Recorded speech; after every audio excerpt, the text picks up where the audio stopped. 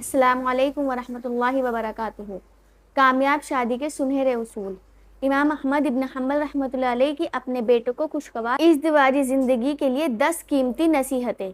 इमाम साहब ने फरमाया, मेरे बेटे, तुम घर का सुकून हासिल नहीं कर सकते जब तक कि अपनी बीवी के मामले में उनके आदतों को ना अपनाओ। लिहाजा उनको गौर से सुनो और अमल का इरादा करो। नंबर 1, औरतें तुम्हारी तवज्जो चाहती हैं और चाहती हैं कि तुम उनसे वाज़े अल्फाज में मोहब्बत का इजहार करते रहो। लिहाजा वक्तन फवक्तन अपनी बीवी को अपनी मोहब्बत का एहसास दिलाते रहो और वाज़े अल्फाज में सुकून बताओ कि वो तुम्हारे लिए किस कदर अहम और महबूब हैं। नंबर 2, इस गुमान में न रहो कि वो खुद समझ जाएंगी।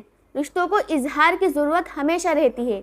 याद रखो कि अगर तुमने इस इजहार में कंजूसी से काम लिया तो तुम दोनों के दरमियान एक तल्ख दरार आ जाएगी जो वक्त के साथ बढ़ती रहेगी और मोहब्बत ख़त्म कर देगी। नंबर 3, औरतों को सख्त मिजाज और ज़रूरत से ज़्यादा मुहतात मर्दों से कुफत होती है, लेकिन वो नर्म मिजाज मर्द की नरमी को बेफ़ायदा उठाना भी जानती हैं। लिहाजा इन दोनों सिफात में एतदाल से काम लेना ताकि घर में तवाज़ुन कायम रहे और तुम दोनों को ज़हनी सुकून हासिल हो। और नंबर 4, औरतें अपने शोहर से भी तवक्को रखती हैं जो शोहर अपनी बीवी से रखता है, यानी इज्जत, मोहब्बत भरी बातें, ज़ाहिरी जमाल, साफ सुथरा लिबास और खुशबूदार जिस्म। लिहाजा हमेशा उसका ख्याल रखना। नंबर 5, याद रखो कि घर की चार दीवारी औरत की सल्तनत है।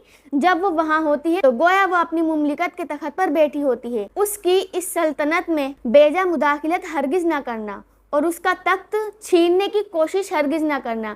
जिस हद तक मुमकिन हो घर के मामलात उसके सुपुर्द करना और उसमें तसर्रुफ की उसको आज़ादी देना। और नंबर 6, हर बीवी अपने शोहर से मोहब्बत करना चाहती है, लेकिन याद रखो उसको अपने माँ बाप, बहन भाई और दिगर घर वाले भी हैं जिनसे वो ताल्लुक़ नहीं हो सकती और ना ही उससे ऐसी तवक्को जायज़ है। लिहाजा कभी भी अपने और मुकाबले की सूरत पैदा ना होने देना, क्योंकि अगर उसने मजबूरन तुम्हारे खातिर घर वालों को छोड़ भी दिया तब भी वो बेचैन रहेगी और ये बेचैनी बिला आखिर तुमसे उसे दूर कर देगी। और नंबर 7, बिलाशुबा औरत टेढ़ी पसली से पैदा की गई है और उसी में उसका हुस्न भी है। ये हरगिज़ कोई नुक्स नहीं, वो ऐसे ही अच्छी लगती है जिस तरह भवें गोलाई में खूबसूरत मालूम होती है। लिहाजा उसके टेढ़ेपन से फायदा उठाओ और उसके उस हुस्न से लुत्फ अंदोज हो। अगर कभी उसकी कोई बात नागवार भी लगे तो उसके साथ सख्ती और तल्खी से उसको सीधा करने की कोशिश हरगिज़ ना करो, वरना वो टूट जाएगी और उसका टूटना बिला आखिर तलाक की नौबत ले जाएगा। मगर उसके साथ साथ ऐसा भी न करना कि उसकी हर गलत और बेजा बात मानते ही चले जाओ, वरना वो मगरूर होती चली जाएगी जो उसके अपने ही लिए नुकसानदेह है। लिहाजा मोतदिल मिजाज रहना और हिकमत से मामलात को चलाना। नंबर 8, शोहर की नाकदरी और उसकी नाशुक्री अक्सर औरतों की फितरत में होती है। अगर सारी उम्र भी इस पर नवाजिशें करते रहो लेकिन कभी कोई कमी रह गई तो वो यही कहेगी कि तुम मेरी कौन सी बात सुनते हो। आज तक इस फितरत से ज़्यादा परेशान मत होना और ना ही उसकी वजह से इससे मोहब्बत में कमी करना।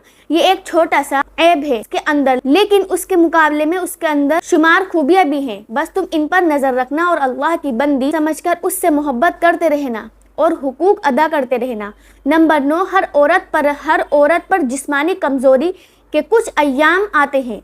उन अय्याम में अल्लाह ताला ने भी उसको इबादत में भी छूट दी है, उसकी नमाजें माफ़ कर दी हैं और उसको रोज़ों में उस वक्त तक ताख़ीर की इजाज़त दी है जब तक कि वो दोबारा सेहतियाब ना हो जाए। बस इन अय्याम में तुम उसके साथ वैसे ही मेहरबान रहना जैसे अल्लाह ताला उस पर मेहरबान रहता है। नंबर 10, आखिर में बस ये याद रखो कि तुम्हारी बीवी तुम्हारे पास एक कैदी है। इसके बारे में अल्लाह रब्बुल इज़्ज़त तुमसे सवाल करेगा। बस उसके साथ इंतहाई रहम करम का मामला करते रहना। ये हज़रत इमाम अहमद बिन हम्बल रहमतुल्लाह अलैह की अपने बेटे को नसीहतें थीं 10।